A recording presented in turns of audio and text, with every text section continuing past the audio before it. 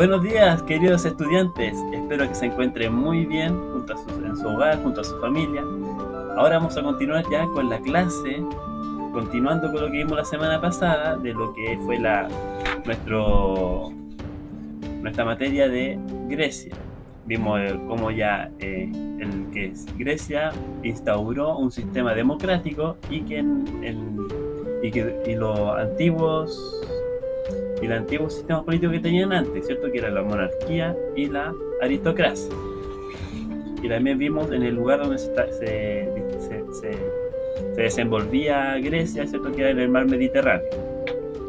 En el día de hoy vamos a continuar con esta materia y vamos a explorar bien cómo era el sistema democrático de Atenas y vamos a ver otros aspectos culturales también de Grecia. Así que vamos a ir a la presentación.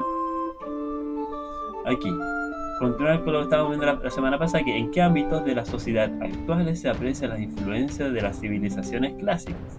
Recordemos que las civilizaciones clásicas son dos: Grecia y Roma. Ya, hoy vamos a continuar con Roma. La próxima clase ya vamos a comenzar, hoy día vamos a continuar con Grecia. La próxima clase vamos a comenzar con Roma. Así que vamos a ver lo que nos falta de Grecia. Primero, el objetivo de esta clase va a ser distinguir las diferentes manifestaciones políticas y culturales de la época. Entonces, primero vamos a ver el sistema democrático ateniense. Nosotros vimos, ¿cierto?, que instauró un sistema democrático, pero no vimos las características de este. Entonces, vamos a comenzar que Clístenes, ¿cierto?, que es el personaje que tenemos aquí, a partir del año 580 a.C., instauró una profunda reforma política. Instauró la isonomía. ¿Qué era la isonomía? Era la igualdad de todos los ciudadanos ante la ley. Y esto se enfocaba en lo que era la demos, ¿cierto? Una división territorial básica del pueblo ateniense. Y otra cosa importante que también instauró él fue el ostracismo. ¿Qué era el ostracismo? Fue el castigo ejemplificador que consistía en desterrar por 10 años a cualquier sospechoso de atentar contra el orden democrático. Imagínense estuviera el ostracismo en ese tiempo. Le diríamos a los políticos que se encuentran ahora: adiós, nos vemos durante 10 años más. Desterrados por 10 años. Bueno, eso fue la primera reforma que se instauró. Todavía no éramos democracia, pero todavía Grecia no era democracia. Así que después, el otro gobernador que se nos venía en la aristocracia, recordemos que al principio era una monarquía, después una aristocracia, fue Pericles, que a partir del año 1461 continuó con la senda reformadora. Pericles, vamos a ver a Pericles ahora. No, ese Pericles no, era este Pericles. Ya, Pericles fue el que marcó la senda reformadora, ¿cierto? Y que instauró ya al final la democracia. Y que dice que para consolidar el sistema democrático ejerció lo siguiente: eliminó el privilegio de los aeropagos. ¿Quién eran ellos? Recuerden que eran el Consejo de Ancianos. El Consejo de Ancianos que se habían retirado, ¿cierto?, de los cargos políticos y que tenían ciertos privilegios por haber estado ahí. Eliminó los privilegios que tenían ellos. Y también instauró la mistofaría, o pago a los ciudadanos que ejercían un cargo político. Ya, o sea, aquí ya se notaba que había mayor importancia para la política. Antes no se realizaba un pago, solamente era como ya, solo por buena persona se realiza esta acción, pero aquí ya le empezaron a dar mayor importancia y que de verdad se tomara en cuenta la política en esta época. ¿Ya? Entonces, nosotros vamos a ver que la sociedad ateniense se dividía en dos grupos, lo que eran los ciudadanos y los no ciudadanos. Los no ciudadanos eran las siguientes personas: eran los extranjeros, mujeres y esclavos. Los ciudadanos eran solamente los hombres mayores de edad. Los extranjeros, mujeres y esclavos, ¿cierto? Aunque fuera la mujer de la persona más importante, no era considerada ciudadano tampoco, imagínense. Así que solamente los hombres mayores de edad y varones, ¿cierto?, eran considerados ciudadanos. Cuando era considerado ciudadano se les llamaban los eclesia, o sea, era la asamblea, la asamblea que se reunía todo en conjunto para poder ya dar su opinión y, y participar en este sistema democrático. ¿Ya? La iglesia podía elegir a 10 integrantes de los estrategas y los apodectas, que los estrategas eran los siguientes: estaban a cargo de los asuntos militares y de la defensa de la ciudad, y los apodectas eran los recaudadores de las finanzas públicas. Y también estaban los arcontes, eleya y la bule, que eran elegidos solamente por sorteo, que los arcontes eran los que cumplían funciones civiles, judiciales y religiosas y de administración. Estaban los eleya, que era el tribunal popular, y la bule, ya que eran los que preparaban los proyectos de leyes y luego eran discutidos en la iglesia, o sea, en la asamblea. Esos 3 cargos eran escogidos por sorteo. Los derechos políticos de los ciudadanos atenienses, ¿cierto? Aquí ya podemos ver cómo se reunía la iglesia, ¿cierto? O sea, o la asamblea. Aquí podemos ver que en el 1, vamos a marcar aquí con el puntero.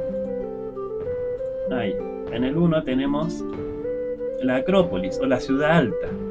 En el 2 tenemos aquí el orador, que es la persona que se dedica a dar cierta la información. El 3 aquí un guardia para mantener el orden público. El 4 aquí tenemos la tarima donde se puede poner en pie el orador para dar toda la información de los acuerdos que se había llegado. Aquí en el 5, miren, algo súper destacable de esta época, que había un reloj de agua. Que el reloj de agua, ¿cuál es la función del reloj de agua? Indicaba el tiempo destinado para hablar. O sea, uno no podía llegar y hablar todo lo que quisiera, sino que tenía un tiempo determinado para hablar. Y después seguía. Era así para que no se estancara siempre en un tema, que es lo que siempre ocurre de repente en los consejos de curso, que hablan y al final no se llega a ningún acuerdo. En la 6 tenemos aquí a la gente que son elegidas, ¿cierto? Por sorteo, ¿cierto? O elegidos por la iglesia. Y aquí tenemos en el 7 la asamblea, ¿cierto? O sea, la iglesia.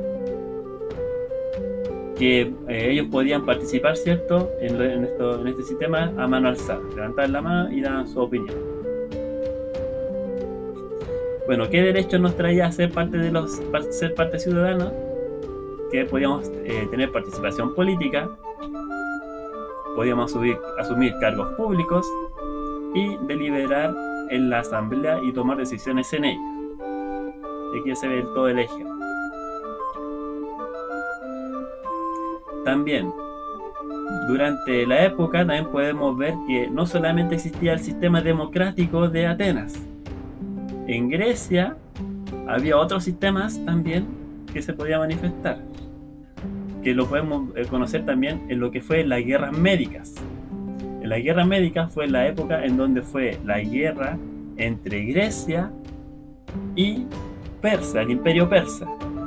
Que el imperio persa tiene un sistema democrático diferente al de Grecia, pero también vamos a conocer otro sistema democrático que se considera también por los espartanos, porque en la guerra médica se unieron tanto atenienses como espartanos. Recuerden que Grecia tiene distintas polis, que las polis son las ciudades. Las polis, y entre una de las 2 polis más importantes estaba Atenas y Esparta. Y Esparta tenía un sistema político diferente de Atenas. No tenían democracia como aquí, sino que tenían otro sistema que se llama oligarquía. Sí, si no me equivoco. Y aquí tenemos otra de las guerras del Peloponeso, que fue que a pesar de que Atenas y Esparta se unían para pelear contra los persas, también de repente habían conflictos internos entre ellos. Habían guerras que generaban entre tanto Atenas y los espartanos.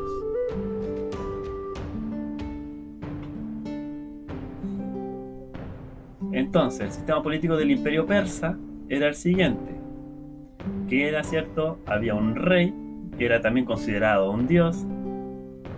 No sé si ustedes han visto la película 300, en donde se ve el imperio persa en la guerra de en las guerras médicas, cómo se ve que el rey, ¿cierto?, era considerado como un dios, una persona divina.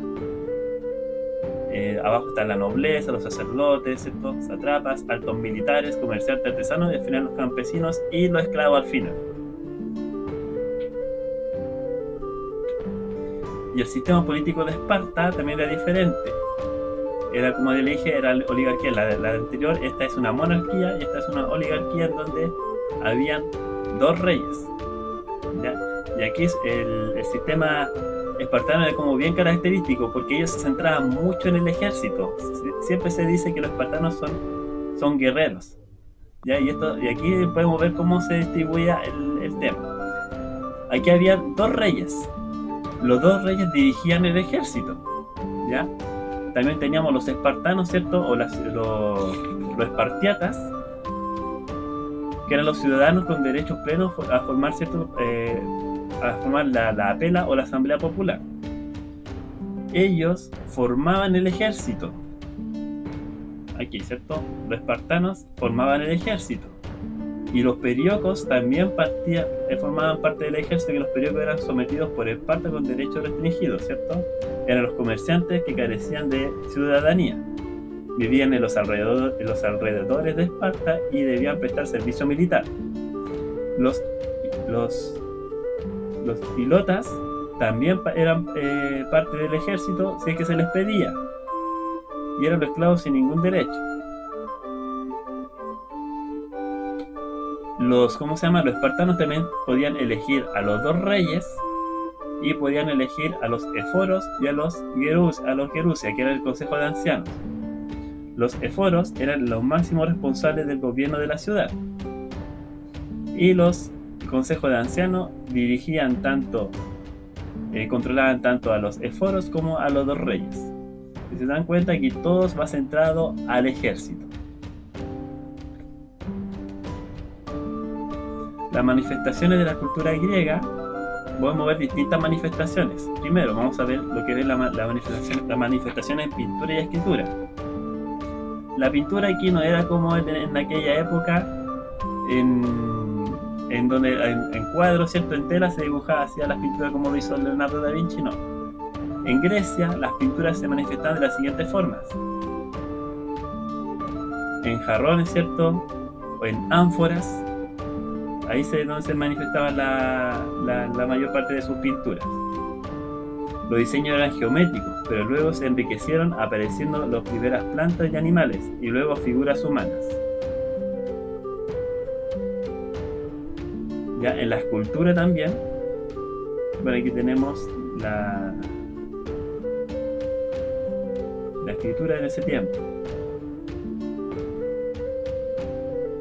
Ya, pero las esculturas también, por su parte, dominó el llamado canon, un texto atribuido al escultor Policleto, en el que se exponían lo que se consideraban las proporciones ideales del cuerpo humano, en el que se basaron los artistas en la época para componer sus esculturas, logrando sus rostros y ganaran una expresividad y manifestaran la sensación de los movimientos en sus obras. Mira, aquí también vamos a ver otras partes de las esculturas que vamos a conocer de esta época.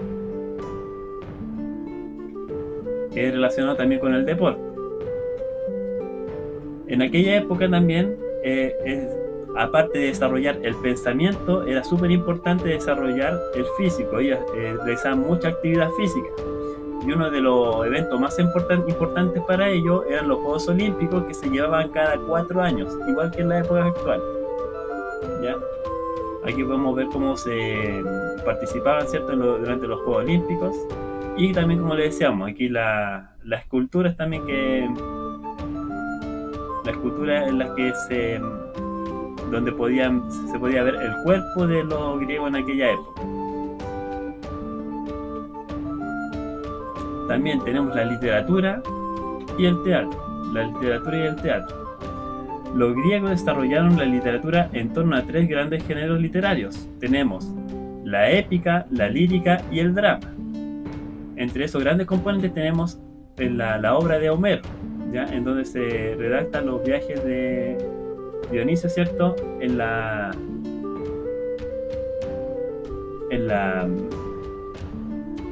en la Ilíada y la Odisea.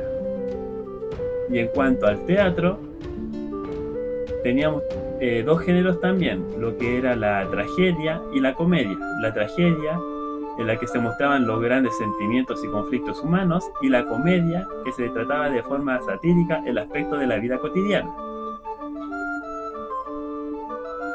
Y en la ciencia, la filosofía e historia, tenemos distintos personajes que destacan. Aquí en la ciencia, principalmente, se desarrolló la que fue la astronomía, la física, la matemática y la medicina.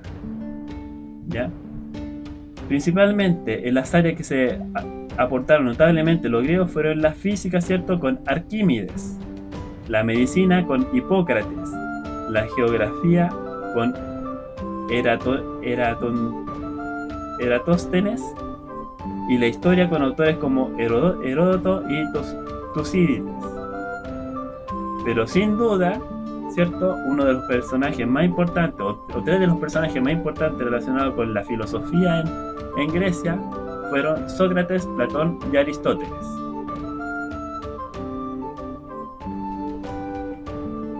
Y la arquitectura, podemos destacar que los principales estructuras que fueron, ¿cierto?, en la época fueron grandes pilares, ¿cierto?, y que una de las principales arquitecturas representativas de la época era esta, el Pantenón de Atenas, que eran lugares donde eran como templos diseñados para los dioses. Así que, chicos, bueno, en resumen, ¿cómo se distribuyó la democracia en Atenas? ¿Cierto? Vimos que la democracia se distribuyó en tanto en el grupo de la asamblea elegía a las personas que iban a decidir gobernar, tanto los estrategas, ¿cierto?, y otras personas que se establecían en sorteo, ya que es muy diferente al sistema de democracia actual, que nosotros ahora es por votación, ¿cierto? Allá era por sorteo y también se elegían a otras personas más. ¿Qué significaba ser un ciudadano para la democracia ateniense? Ser el ciudadano, ¿cierto?, significaba que uno podía tener derecho a la participación política, ¿cierto? Recordemos que en esa época no cualquier persona era ciudadana, había que ser mayor de edad y varón. Y ciudadano de Atenas, ¿cierto? Los extranjeros no eran considerados, tampoco no eran consideradas las mujeres ni los esclavos. ¿Cuáles son algunas de las principales diferencias entre la democracia ateniense y otros sistemas de gobierno antiguos? Recordemos que nosotros vimos también parte de la Guerra Médica, en donde se conocían otros sistemas de gobierno, que eran la de Esparta y los de los persas. Viendo la de los persas, que era una monarquía en donde había un rey que era el que mandaba todo y era considerado un dios, y la oligarquía de Esparta, que era donde habían dos reyes que estaban a cargo del ejército. Si ustedes vieron la película de Esparta, ahí pueden ver, ¿cierto?, que uno de los reyes, que fue Leónidas, ¿sí? Leónidas fue uno de los reyes que fue a la guerra junto con su pueblo de Esparta. Y por último, ¿cuáles fueron algunas de las manifestaciones culturales más importantes e influyentes del antiguo griego? Pudimos ver que es cierto que grandes manifestaciones fueron la pintura, la escultura, ¿cierto?, el deporte, la literatura y el teatro, ciencia, filosofía e historia, y lo que fue la arquitectura. Ya, chicos, espero que les haya gustado la clase, que les haya quedado claro, y no se olviden, ¿cierto?, de completar el cuestionario de la página. Así que con mucho ánimo ahí, gritando ¡ho, ho, ho! Nos estaremos viendo la próxima semana. ¡Adiós!